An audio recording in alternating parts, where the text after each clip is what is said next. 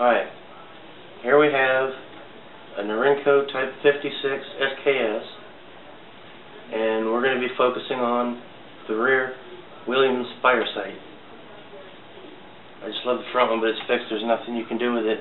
The rear one was just sitting up too high, and the sight picture was way off.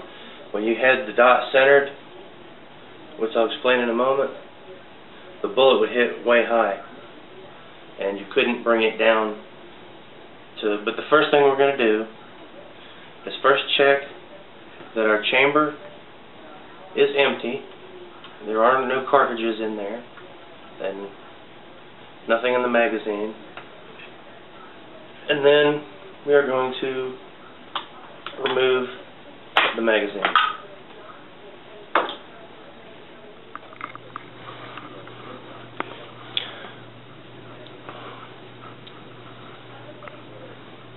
My camera won't allow me to zoom in anymore, but you may be able to see the front sight.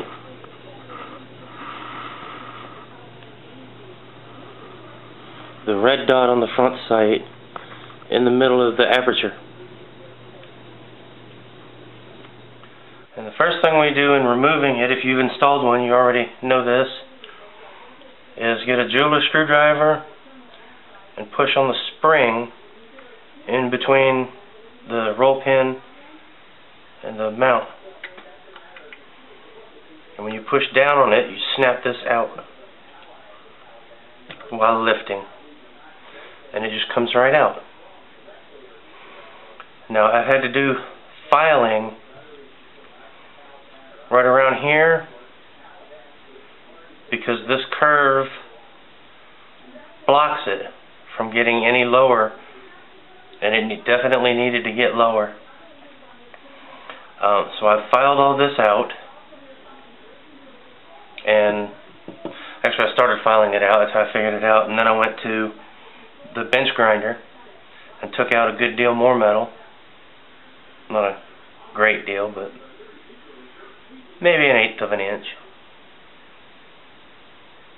About a millimeter or so. 1 to 2 millimeters, that should do you.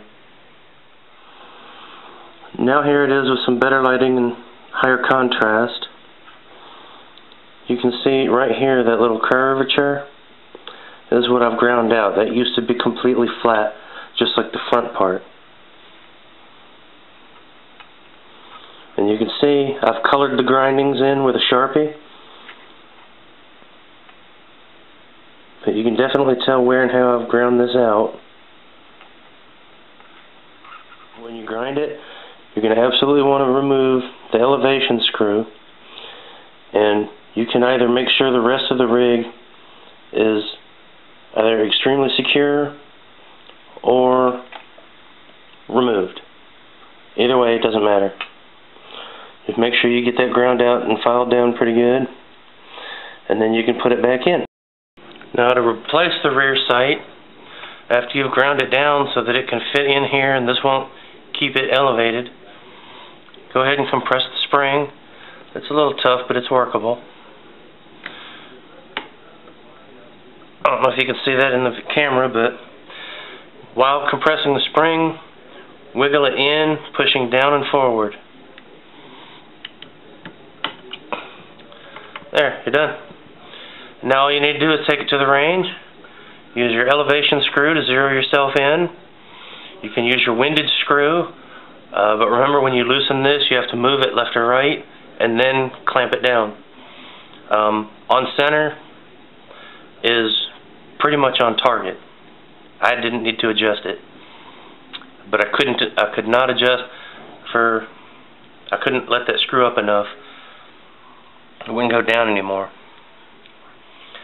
And that's it. Thanks for watching.